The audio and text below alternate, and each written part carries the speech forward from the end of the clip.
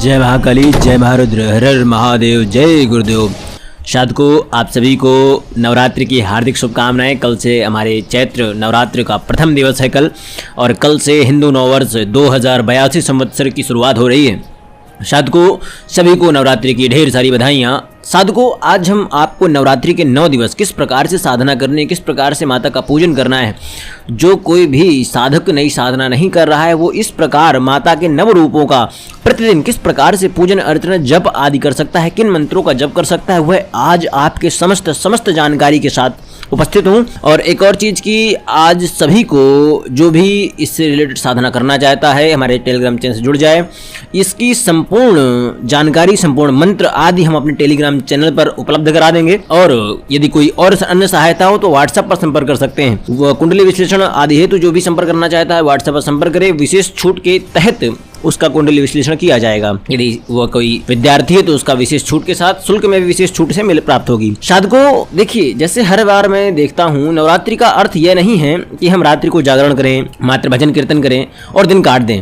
नवरात्रि का तात्पर्य है जब प्रकृति निस्तब्ध हो, शांत हो, उन क्षणों का हम भली भांति उपयोग करें, उन क्षणों को अपने जीवन में उतारें और वह सब कुछ प्राप्त कर लें जो सामान्यतः प्रयत्न पूर्वक भी संभव नहीं हो पा रहा है। आजकल जागरण आदि होना उत्तम है, मैं किसी भी चीज़ की अवहेलना, किसी पर आक्षेप नहीं लगा रहा हूँ, परंतु जागरण के नाम पर लोग आजकल बॉलीवुड के संगीतों का प्रचलन बहुत ज़्यादा करते हैं।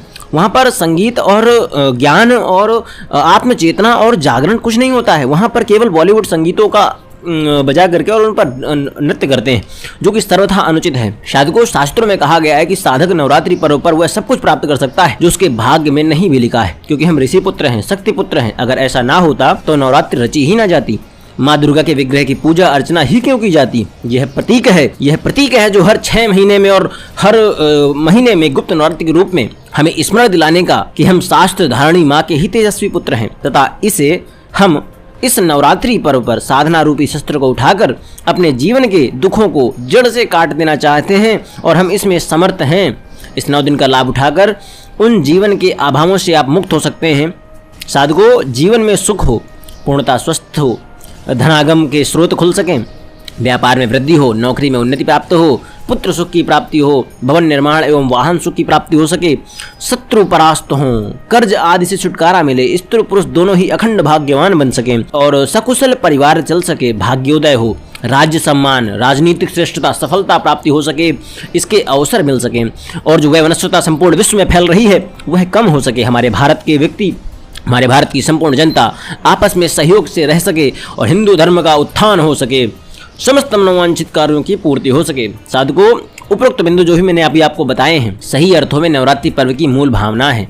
नवरात्रि तो एक एक दिन का प्रयोग करने वाला है। जब साधनाओं में सफलता मिलने लगती है वह सब कुछ होने लगता है जैसा आप चाहते हैं। साधकों, माता के 9 रूप कौन हैं? अगर आपको जानकारी वैसे तो होगी, सबको इसके बारे में जानकारी होगी। कौन नहीं जानता माता के कौन से 9 रूपों की साधना और चेतना इन 9 दिनों में की जाती है। दुर्गा सप्तशती के देवी कवच में भी कहा गया है, प्रथम शैलपुत्री, चतुर्थीयम ब्रह्मचारिणी, तृतीयम चंद्रघंटेति, कुष्मांडेति, चतुर्थकम पंचम स्कंदमातेति, षष्ठम कात्यायनीति, सप्तम कालरात्रीति, महागौरीति, चमाष्टमकम, नवम सिद्धिदात्री च नव दुर्गा प्रकीर्तिता। साधकों, प्रथमम शैलपुत्री, द्वितीय ब्रह्मचारिणी, तीसरी माता चंद्रघंटा, चौथी माता कुष्मांडा, पंचम एकंद माता स्कंद माता, षष्ठम कात्यायनी, सप्तम कालरात्रि, अष्टम महागौरी, नवम सिद्धिदात्री की साधना उपासना करनी चाहिए। साधकों, नवरात्रि पर्व तो अपने आप में ही एक दिव्य पर्व है। समस्त मनोकामनाओं की पूर्ति करने का यह नवरात्रि द्वारा 9 दुर्गाओं के द्वारा उत्पन्न होता है। 9 शक्तियों से संबंधित दिवस है जिनकी साधना करने से शीघ्र लाभ होता है। शास्त्रों में भी दुर्गा के स्वरूपों की विवेचना करते हुए कहा गया है। मैं जिन श्लोकों को अभी मैंने सुनाया है उसी श्लोक की जानकारी है। साधकों, अगर इस नवरात्रि को सार्थक बनाना है तो साधना के पक्ष को लेना ही होगा, जीवन में उतारना ही होगा, तभी जीवन में जीवंतता एवं जागृति आ सकेगी, तभी आनंद प्राप्त हो सकेगा। नवरात्रि की इन सद्भावनाओं को एक समृद्धि पर्व बना देने की ही, और इस समृद्ध पर्व को साधक को बना देना चाहिए। इस पर्व का लाभ उठा करके अपने जीवन के समस्त भौतिक सुखों को, सांसारिक सुखों को, राजनीतिक सुखों को और आध्यात्मिक सुखों को पूर्ण कर लेना चाहिए। और जब ऐसा हो जाता है तब समस्त भौतिक स्थितियां उस साधक के सामने हाथ बांधे खड़ी रहती। अब हम आपको नवरात्रि साधना का विधान देने जा रहे हैं। साधकों को चाहिए कि वे प्रातः या रात्रि दोनों जब भी साधक को समय मिले किसी एक समय को निश्चित कर ले और उस समय उस साधना को संपूर्ण करे। स्नान आदि से निवृत्त होकर साधक उत्तर दिशा की ओर मुख करके स्वच्छ वस्त्र धारण करके आसन लगाए, बाजूट लगाए, सामने बाजूट या चौकी पर लाल वस्त्र बिछाकर माँ भगवती का चित्र या विग्रह स्थापित करे। चित्र के समक्ष पीले कागज पर कुमकुम से अनार या चमेली की कलम अथवा चांदी की सलाखा द्वारा नवदुर्गा शक्ति यंत्र का निर्माण करे। अगर कलम नहीं है तो लाल पेन से यंत्र बना सकते हैं। यंत्र का फोटो आपको भेज दिया जाएगा और सामने भी आप देख सकते हैं। साधकों उसके पश्चात यंत्र निर्माण के पश्चात यंत्र के 9 खानों में चावल की 9 ढेरियां बनाएं। फिर प्रत्येक ढेरी पर मौली बांधकर 9 सुपारी स्थापित करें। तत्पश्चात शुद्ध घी का दीपक प्रज्वलित कर दें। शुद्ध घी नहीं होने पर तिल का तेल जला सकते हैं, पर अशुद्ध घी मत जलाइए कि मोम जला देते हैं कोई व्यक्ति, है ना। साधना संपन्न करने से पूर्व सर्वप्रथम साधक को गुरु और गणेश का ध्यान करना चाहिए और गुरु मंत्र का कम से कम 5 माला, फिर गुरु से नवदुर्गा साधना संपन्न करने की आज्ञा लेनी चाहिए। उसके पश्चात साधना की पूर्णता एवं सफलता प्राप्ति हेतु प्रार्थना करना चाहिए। इसके पश्चात भगवान गणपति का स्मरण करें। गणेश मंत्र का 1 माला या 5 माला जप कर सकते हैं, जैसा मैंने पहले बताया। उसके पश्चात भगवान गणपति जी से साधना की निर्विघ्न पूर्णता और सफलता हेतु प्रार्थना करें, उनसे आज्ञा व आशीर्वाद लें। तत्पश्चात साधक भगवान भैरवनाथ जी का स्मरण करके 1 माला भैरव मंत्र का जाप करे। फिर भैरवनाथ जी से साधना की निर्बाध पूर्णता और सफलता हेतु प्रार्थना करे, आज्ञा व आशीर्वाद ले। इसके पश्चात साधक अपने बाईं ओर से कुमकुम से स्वास्तिक का चिन्ह बनाकर उस पर अक्षत की ढेरी बनाकर उस पर जल से भरा कलश स्थापित कर दे। अब मंत्र बोलते हुए कलश के चारों ओर कुमकुम से 4 तिलक लगाए।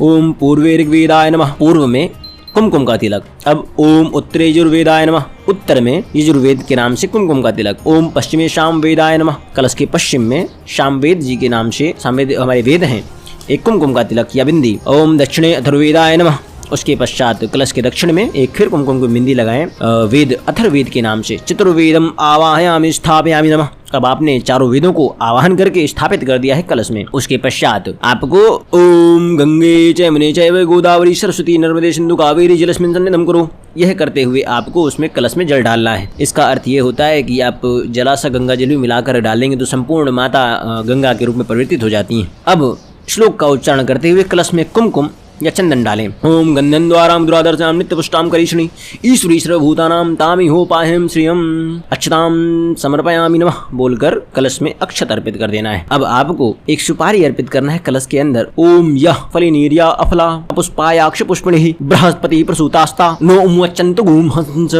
फिर कलश में 5 या 11 आम के पत्ते अथवा अशोक के पत्ते लगाकर एक नारियल को कलावे से बांधकर कलश पर स्थापित करें। कलश और नारियल पर भी कुमकुम से स्वास्तिक का चिन्ह अवश्य बना दें। फिर कलश को चंदन अक्षत धूप दीप पुष्प और नैवेद्य समर्पित करें। तत्पश्चात हाथ जोड़कर प्रार्थना करें। ओम कलशस्य मुखे विष्णु कंठे रुद्रः समाश्रितः मूले त्वस्य स्थितो ब्रह्मा मध्ये मातृगणः स्मृतः कुक्षौ तु सागरः सर्वे सप्तदीपावसुन्दरा ऋग्वेदो अथ यजुर्वेदो सामवेदो अथर्वणः अशंग सहिता सर्वे कलशं तु समाश्रितः। अब गायत्री सावित्री शांति पुष्टिकारी तथा सर्वे समुद्रा सरितास्थिहानि जलदानदः आयान्तु देव पूजार्थं दुरिताक्षयकारकः गंगे च यमुने चैव गोदावरी सरस्वती नर्मदे सिंधु कावेरी जलेस्मिन् सन्निधिं कुरु। ओम कलशस्थ देवता आपाम पतये नमः। इसके पश्चात साधक हाथ में जल लेकर मनोकामना की पूर्ति हेतु संकल्प ले। उसके पश्चात साधक माँ भगवती नवदुर्गा के चित्र एवं नवसी सभी 9 सुपारियों का कुमकुम अक्षत धूप दीप फल नैवेद्य आदि से सामान्य पूजन करे। ध्यान रहे दीपक अखंड रूप से 9 दिनों तक जलता रहे, बुझे नहीं, यह आवश्यक है।